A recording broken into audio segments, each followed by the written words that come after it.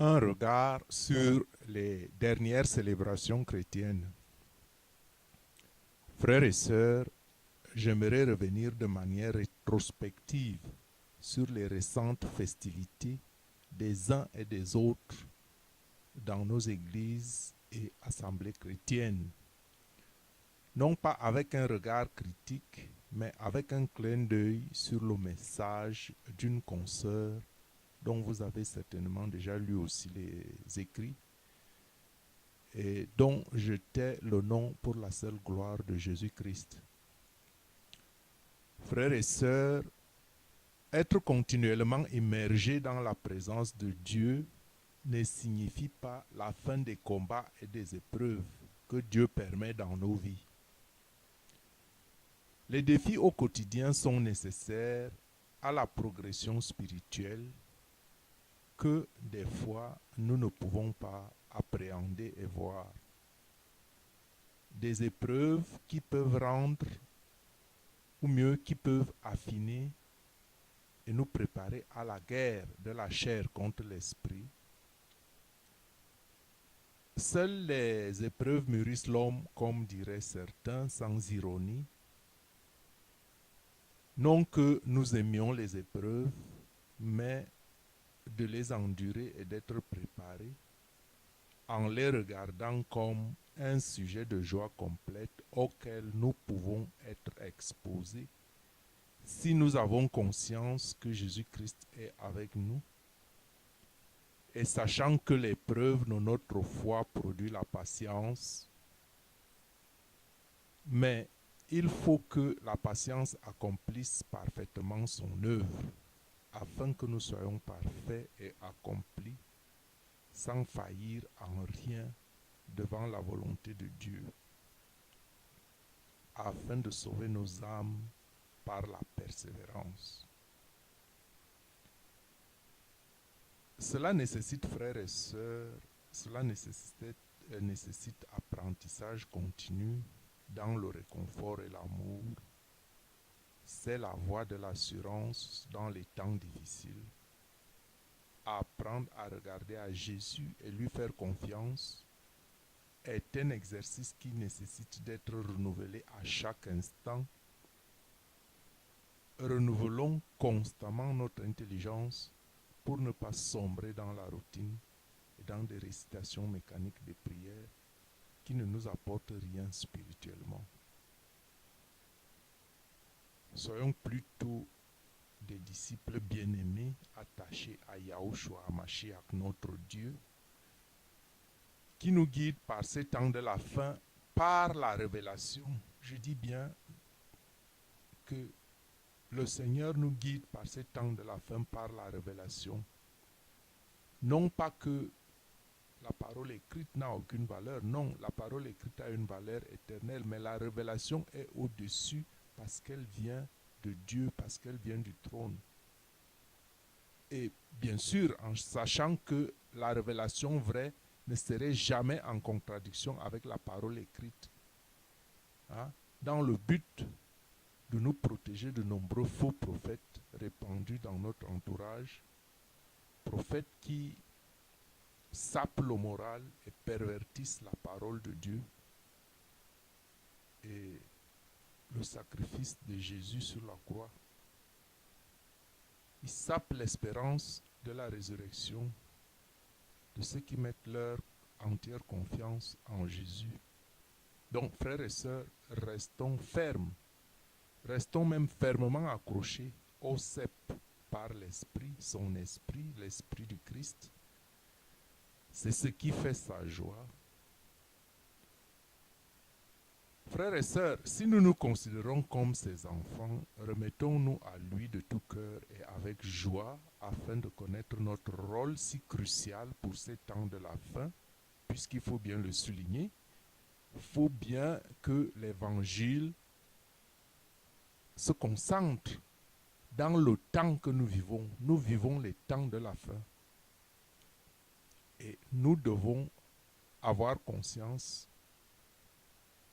d'avoir reçu cette grâce de vivre cette époque selon un sacerdoce particulier, celui des élus qui peuvent guider les autres, qui peuvent guider ceux qui sont égarés. Puisque tout concourt que les grandes tribulations se tiennent devant la porte. Parce que nous sommes le corps du Christ, nous sommes ses membres, ses organes. Et lui, il est la tête qui nous dirige donc par l'esprit, comme je le disais, l'esprit de révélation. Il est dit en Joël chapitre 2 verset 28 que dans les temps de la fin, les jeunes recevront des rêves et des visions. Donc, le Christ nous guide par l'esprit. Et la question est, si les pieds, si le corps peut dire à la tête comment elle doit fonctionner, c'est Jésus qui est la tête et c'est lui qui donne la direction. Et les membres suivent les ordonnances qui viennent de la tête. Donc nous avons le devoir d'écouter, de suivre les instructions du cerveau. Si nos membres ne suivaient pas les instructions du cerveau, les pieds n'iraient-ils pas dans la mauvaise direction? Donc, peuple de Dieu, ouvrons notre intelligence et soyons renouvelés. Dieu a besoin d'un corps sain pour avancer, pour que le royaume s'établisse sur la terre.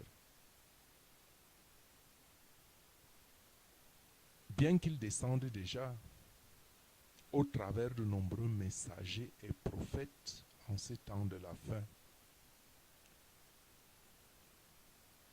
Bon, beaucoup doutent encore de leur appartenance au corps et restent accrochés à leurs rites et coutumes.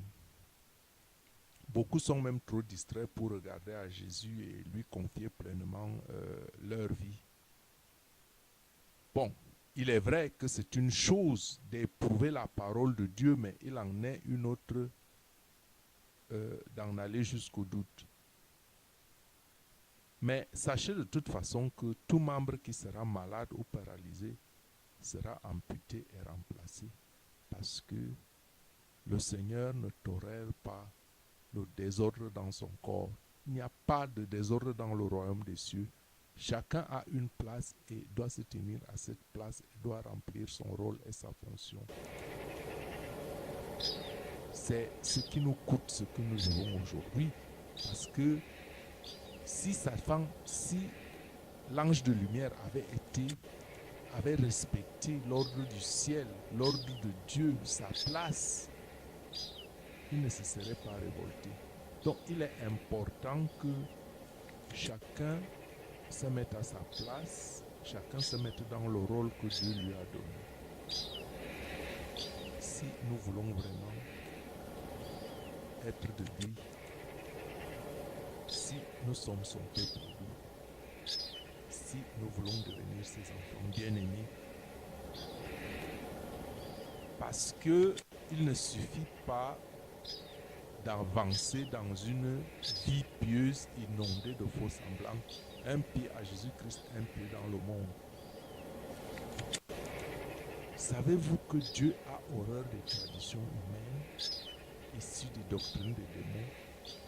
Oui, Dieu les a en horreur, malgré son amour. Dieu ne peut pas vivre dans le péché. Dieu est amour, mais Dieu ne peut pas supporter vivre au milieu du péché, bien qu'il nous aime. Donc il faut montrer notre bonne volonté de vouloir nous débarrasser de nos péchés.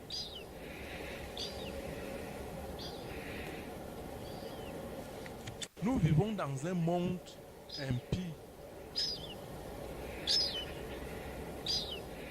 Notre monde est impie et plein d'idoles. Et nous devons faire cet effort de nous repentir. Nous devons faire cet effort de revenir de nos mauvaises voies, de nos voies anciennes. Et cela me ramène à une histoire récente à Notre-Dame de Paris.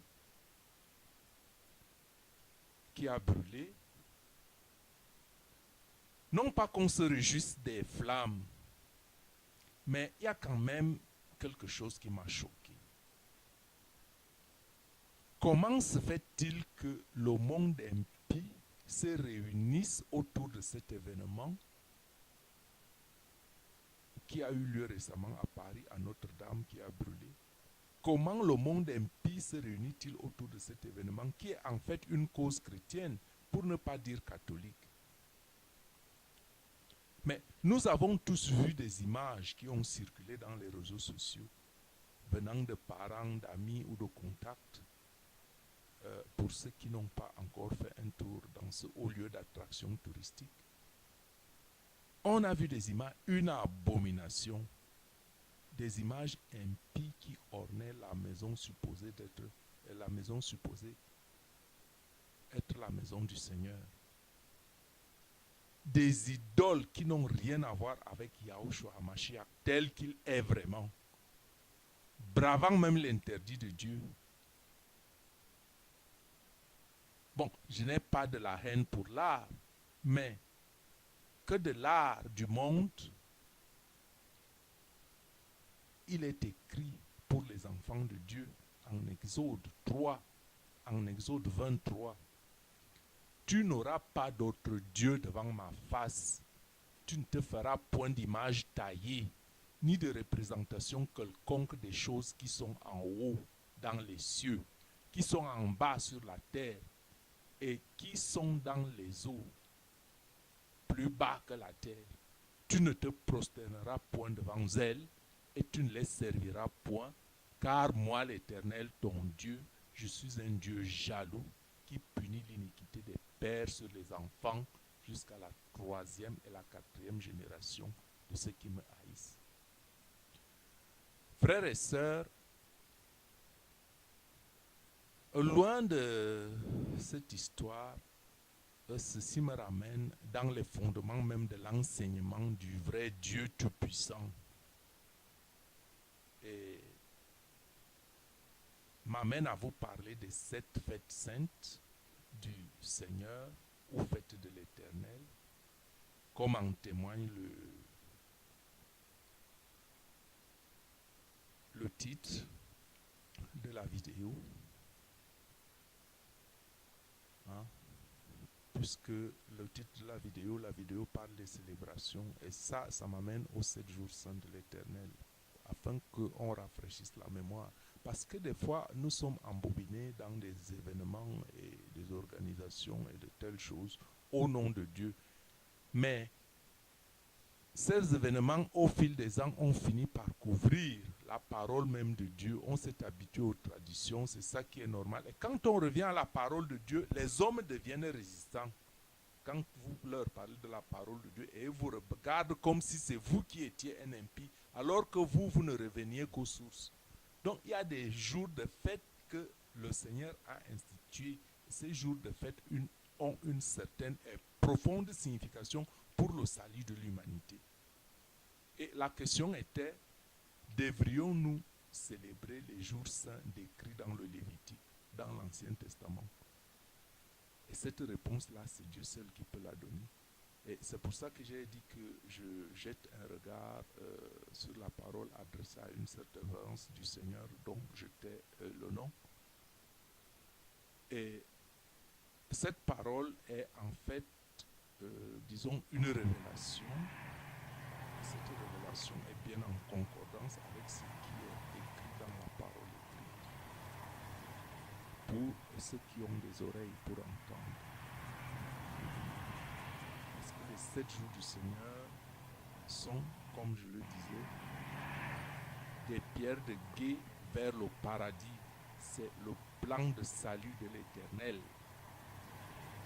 Donc en comprenant leur signification, nous progresserons rapidement en suivant le chemin que Jésus-Christ, que Dieu a établi. Et le Seigneur dit donc dans sa révélation que lorsqu'il aurait accompli jusqu'au dernier ces jours, ces célébrations, le parcours sera complet pour ceux qui auront accepté et reçu, dit le Seigneur Yahushua. Le Seigneur continue en disant que les dates et saisons ne sont pas le point de focus. Que lui, Yahushua, est le point de focus. Car la signification de ces jours saints est trouvée dans leur sens. Les jours saints que Dieu a définis sont trouvés dans leur sens et sont révélés par leur ordre, tout comme chacun de ces jours trouve un accomplissement dans le Mashiach et leur complétion dans la venue du Seigneur. Donc les jours de fête institués par Dieu ont un sens, ont un ordre. Donc tout ce brouhaha et toutes ces fêtes, je n'en discrimine pas. Ce n'est pas mauvais si les gens pensent fêter le Seigneur. Mais il faut savoir la signification profonde qu'il y a dans les fêtes que Dieu a instituées. L'Église et les hommes ont institué des fêtes pour célébrer Dieu. C'est bon, mais il faut savoir pourquoi est-ce que Dieu a fait telle ou telle chose. L'intelligence de l'homme ne peut pas supplanter la sagesse de Dieu. Les pieds, les membres du corps ne peuvent pas donner maintenant la direction au cerveau, comme on l'a dit tout à l'heure.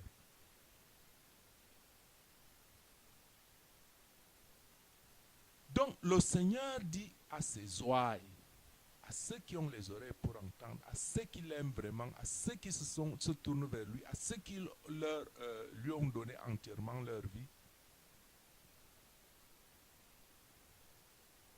Le Seigneur donne ce conseil de ne pas observer ces jours saints comme le fait le monde. Ne le faites pas comme le monde, ni comme ceux retenus captifs dans les églises des hommes. Le Seigneur le dit clairement, cette parole-là n'est pas de moi. Parce que les églises polluent sans le savoir, sans le vouloir, des fois par ignorance, ou bien des fois aussi par mauvaise foi. Parce que quand on dirige le peuple de Dieu, il faut l'Esprit Saint de Dieu. L'Esprit Saint de Dieu doit vous éclairer. L'Esprit Saint de Dieu ne peut pas vous éclairer dans l'abomination. Quand les gens font des abominations, mais quel Esprit Saint? Le Dieu ne peut pas cohabiter avec le péché, avec la pédophilie et tout ce que vous voulez. Ce n'est peut-être pas tout le monde qui le fait, je ne veux pas exagérer, mais il faut le savoir que quand vous suivez la direction de ceux qui font ces abominations, vous pensez que vous naviguez où? On navigue dans l'obscurité. Donc le Seigneur dit, ne suivez pas non plus les traditions des Juifs. C'est la parole du Seigneur, je ne fais que la répéter, parce que cette tradition pollue son nom. Car ceux qui rejettent le Fils rejettent également le Père. Leur culte est vain, la parole de Dieu est claire. Mes enfants, continue le Seigneur, cessez de vivre le monde et les doctrines perverses des hommes. Retournez à votre premier amour et rappelez-vous qu'il est l'agneau de Dieu qui enlève le péché du monde. Pourtant, dit le Seigneur, vous qui vous appelez chrétiens, vous me déshonorez. Regardez, vous polluez la gloire du sacrifice du Messie avec des traditions répugnantes. Et vous profanez sa résurrection avec des pratiques païennes, tout comme vous abandonnez ce que j'ai établi pour que vous l'observiez. Et vous n'inclinez non plus l'oreille. C'est le Seigneur qui parle. Église des hommes, ne savez-vous pas que dans les 7 jours saints se trouve la sagesse et la compréhension, l'intelligence de Dieu? Pourtant, vous choisissez d'empiler vanité sur vanité, embrassant toutes les doctrines corrompues et les traditions païennes. Car vous êtes une génération extrêmement perverse et adultère, dit le Seigneur. Enfants bien-aimés, continue le Seigneur, je ne suis pas de ce monde, mais vous êtes de ce monde. Car seuls ceux qui m'aiment et m'acceptent tel que je suis véritablement sont séparés. Si vous aimez Dieu, frères et sœurs, si vous aimez Jésus, vous devez être séparés du monde. Vous ne devez pas suivre leurs traditions, quoi que cela vous coûte.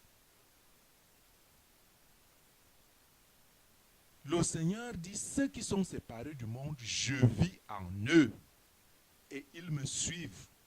Si l'Esprit de Dieu vit en vous, vous ne pouvez pas commettre et suivre les abominations. Je ne vous dis pas de haïr du monde. Je ne vous dis pas de haïr le monde. Mais je vous dis que si l'Esprit de Dieu en vous, l'Esprit de Dieu va vous éclairer et vous verrez certaines choses comme immondes. Le Seigneur continue en disant que vous affirmez que je vis en vous et pourtant aucun de vous n'obéit à ma voix. Comment est-ce que le Seigneur peut vivre en vous et vous n'entendez pas sa voix, vous n'obéissez pas à sa voix? Le Seigneur continue en disant dans la révélation, en disant, en effet, vous ignorez mon exemple et refusez de marcher dans mes voies. Car si je vivais vraiment en vous, alors vous feriez comme j'ai fait. Car les jours saints sont une bénédiction, un avant-goût des choses à venir, un signe entre vous et moi, de façon que vous sachiez que je suis le Seigneur qui vous sanctifie. Néanmoins, je vous dis la vérité, continue le Seigneur, il y aura beaucoup qui entreront dans le royaume des cieux et qui n'auront pas observé les fêtes du Seigneur. Et il y en aura beaucoup qui seront laissés debout derrière les portes du royaume, qui auront observé les fêtes du Seigneur. En effet, ces derniers retiennent leurs péchés, car ils entretiennent des intentions malveillantes et n'ont pas renoncé à leur méchanceté. Mais le cœur de la première élection est rempli de compassion et d'un désir sincère de marcher dans mes voies, dit le Seigneur, ayant appelé mon nom en vérité, tandis qu'ils produisent de nouvelles œuvres qui satisfont la repentance. Or, l'ignorance de celui qui est modeste et doux ne cause pas offense. L'ignorance de celui qui est modeste et doux ne cause pas offense, et l'erreur de celui qui est humble ne mérite pas d'être blâmé. Car, dit le Seigneur, je connais les cœurs et je regarde les intentions les plus intimes. Enfin, frères et sœurs, le Seigneur voit tout jusqu'au moindre détail. Le Seigneur dit, le Père, c'est-à-dire Dieu, le Père, n'a pas dit, celui qui observera les jours saints recevra la vie éternelle. Mais bien plutôt, le Père a dit, celui qui aime et obéit au Fils recevra la vie éternelle, car il cherche à m'honorer, dit le Seigneur. Or, celui qui honore le Fils honore également le Père, car un tel serviteur garde les commandements de Dieu et se rappelle de ses sabbats, car il souhaite plaire au Père, et en lui le Père est agréablement satisfait. Si vous souhaitez célébrer mon nom et ma naissance terrestre, dit le Seigneur, faites-le. Amenez la gloire sur mon nom par votre obéissance. Amenez ma gloire sur le nom. Amenez la gloire sur mon nom par votre obéissance, sacrifiant toutes ces choses qui sont contre moi. Si vous voulez célébrer les festivals avec votre famille, faites-le. Je vous en ai donné 7. Et dans ces 7 se trouve la sagesse et la compréhension, l'intelligence même de Dieu, révélation qui dépasse les mots, la volonté de Dieu manifestée. Mais, dit le Seigneur, ne faites plus jamais ce que les païens et les faux enseignants voudraient que vous fassiez. Dans les 7 jours se trouve la sagesse et la compréhension, l'intelligence même de Dieu, car les jours saints sont une révélation. Les jours saints sont une révélation de Dieu, révélant des choses cachées, gardées secrètes depuis le commencement du monde. Des balises indicatrices des choses à venir, un avant-goût du royaume, un bref aperçu de la gloire de Dieu, tout comme les Écritures qui se déroulent et viennent à la lumière au fur et à mesure que la volonté de Dieu se manifeste, dit le Seigneur. Voici 4 sont accomplis, dit-il. Le salut assuré, le péché et la mort vaincus, l'esprit délivré, ça c'est accompli. 3 choses viennent rapidement et sont en cours. Le péché sera détruit, le mal sera lié, et le trône sera pris, et ensuite aura le jugement. Et c'est presque cette époque que nous vivons, cette époque, c'était à la porte. Quand le Seigneur revient, le péché sera détruit. Et c'est pourquoi beaucoup s'étonnent qu'on parle aujourd'hui de 3 jours de ténèbres. Le Seigneur revient pour détruire le péché. tout ce qui n'est pas de lui, tout ce qui est acquis avec mauvaise conscience, dans la malignité, dans la tromperie, sera détruit. Et beaucoup ne comprendront pas pourquoi cette destruction. Oui, il faut que le mal soit annihilé avec tout son corollaire, avec tout ce qui a été bâti dans le mensonge, dans le vol, dans la corruption, dans l'impiété. Tout sera détruit, dit le Seigneur. Ce n'est pas moi qui le dis. Et un nouveau jour se lèvera après le jugement. Et même ce jour durera 1000 ans. Le millénium du Seigneur. Le millénium avec le Seigneur. Vous qui souffrez, vous qui êtes dans l'oppression, vous qui connaissez l'injustice, accrochez-vous au Seigneur et gardez dans votre esprit que le Seigneur est vainqueur et qu'il vous donne l'espérance de la vie éternelle avec lui. Que Dieu soit loué.